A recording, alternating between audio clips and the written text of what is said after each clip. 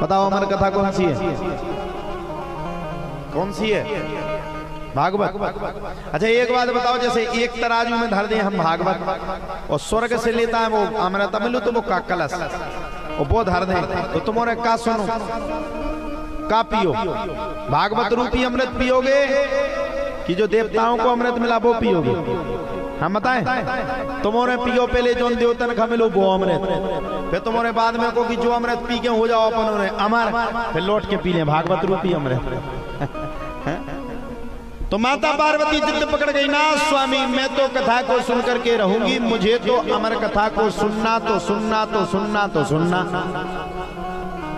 जब महाराज इतनी बातों को सुना तब तो भोले बाबा ने बार बार मनाया, देवी तुम्हारे बस की बात नहीं है, तुम अमर कथा को नहीं सुन पाओगी, बीच में सो जाओगी तो कथा छूट जाएगी। बोले ना स्वामी मैं तो सुनूंगी।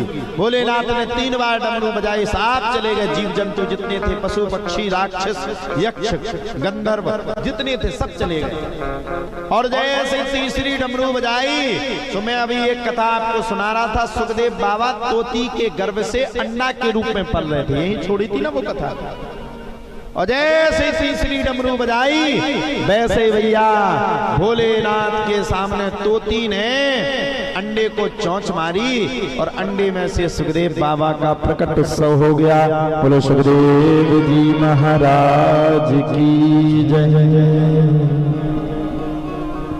कथा समझ में आ रही सबके? की खा रही?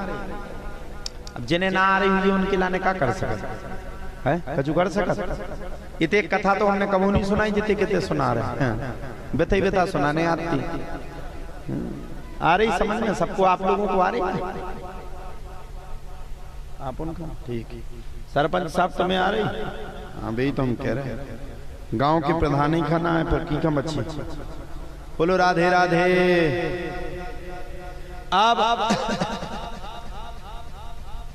जब इतनी बातों को सुना तो तोता प्रकट हो गया, एक डाल में बैठ करके भोलेनाथ ने कथा को सुनाया। माता पार्वती तो कथा जो लो सुनत रही, जो लो पति पत्नी को झगड़ा हो, और जहां से पति पत्नी को झगड़ा बंद हो माता पार्वती सो गई। अब पहले के जमाने में जमाना था कि न साउंड हते न म्यूजिक ही हते, सो हुंकारा ज्यादा चलत, हूं हाँ ज्यादा चलत। कलविंग ने ही हूं हाँ कहना शुरू कर दिया। भोलेनाथ ने पूरी कथा को सुना दिया, क्योंकि भोलेनाथ जब भी भगवान की कथा को कहते हैं तब वो मदमस्त हो जाते हैं, मदमस्त होकर के कथा को सुनाते हैं। और जैसे ही संपूर्ण कथा हुई सो संपूर्ण कथा को भोलेनाथ ने सुना दिया। और जैसे ही कथा सुनाई वैसे लास्ट में भोलेनाथ जयकारा लगाने लगे। बोलो भागवत महापुराण की जय। वैसे पार्वती जग गई, हो गई कथा। हाँ भोले बाबा बोले तुम्ही को तो सुनाई, हमें सुनाई कब किस समय? हमें तो सुनाई नहीं, हम तो सो गए थे पति पत्नी का जब झगड़ा हुआ। भोले बाबा बोले तेरे का तुमने कथा को नहीं सुना? बोले नहीं। क्या कह रहे हो? बोले बिल्कुल नहीं सुना। बोले नहीं सुना ही नहीं। बोले नहीं। किसने सुना? आसपास में देखा, कुछ ना देखे। सामने नजर गई एक डाल पर तोता बैठा हुआ था, सुखदेव जी। भोले बाबा को क्रोध आया, त्रिशूल को उठाया। अब तोता आगे आगे और भोले बाबा पीछे पीछे, तोता आगे आगे भोले बाबा पीछे पीछे, तोता आगे आगे भोले बाबा पीछे पीछे, तोता आगे आगे भोले बाबा पीछे पीछे। पूरे पृथ्वी के पूरे ब्रह्मांड के तोता ने और भोलेनाथ ने परिक्रमा कर लिया, लेकिन भोलेनाथ तोता को छोड़ने वाले नहीं थे। अब तो महाराज कहीं जब शरण नहीं मिली तब वेद व्यास की पत्नी का नाम है बिट्टिका। क्या नाम है? बिट्टिका। वेद व्यास किसको कहते? पहले ये सुन लो छोटे रूप में। वेद व्यास जिन्होंने वेद को लिखा, वेद व्यास जिन्होंने शास्त्रों को लिखा, वेद व्यास जिसने पुराणों को लिखा, उनका नाम है वेद व्यास। जितनी भी एक कथाएं लिखी हुई है ना, ये वेद व्यास का ही रचित है। रामचरितमानस को छोड़ वहां भी कई व्याख्याएं होंगी, भगवान जाने, हमें तो इतना जानकारी नहीं, लेकिन हमें ये पता है कि पुराणों के रचयिता ही वेद व्यास है। अब महाराज वेद व्यास जी के कोई संतान थी नहीं, पीवरी को आ रही थी जमाई।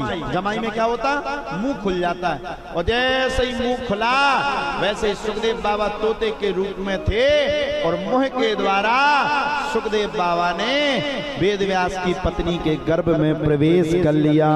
बोलो सच्चिदानंद भगवान की जय। गर्भ में प्रवेश किया, भोलेनाथ अपना त्रिशूल गाड़ के बैठ गए। रुक जाओ, आने दो, पूरी शिकायत करेंगे वेद व्यास से। वेद व्यास गए थे स्नान करने, लौट के आए, भोले बाबा ने कहा इस पापी को बाहर निकालो। वेद व्यास जी हंसने लगे। क्या बात करते हो महाराज, यहाँ आप कहते हो जो भागवत को सुन लेता वो अमर होता है, और वहां आप ऐसी बात कर रहे हो, वहां आप ऐसी बात को कह रहे हो कि तुम्हारे घर में चोर घुसा हुआ है। अब चाहे वो चोर हो, चाहे वो कैसा भी हो, जिसने भागवत की कथा को सुन लिया वो अमर हो गया। भोले बाबा ने अपना त्रिशूल उठाया, त्रिशूल उठा करके भोले बाबा तो वहां से चले गए। इधर सुखदेव बाबा अपनी माता के गर्भ में 12 वर्ष तक रहे। बाहर क्यों नहीं निकले? 12 वर्ष तक इसलिए बाहर नहीं निकले क्योंकि उन्हें लगता था बाहर निकलेंगे दुनिया की मोह माया मुझे छेड़ देगी। बड़े परेशान। जैसे ही इतने वर्षों के बाद सुखदेव बाबा ने जन्म लिया, वैसे ही घर का त्याग कर दिया। ग्रह कारज नाना जंजाला, घर परिवार को नाना जंजाल समझते हुए छोड़ करके जाने लगे। अब सुखदेव बाबा का जैसे ही जन्म हुआ वैसे ही घर को छोड़ने लगे। बोलो सुखदेव जी महाराज की जय, भागवत महापुराण की जय।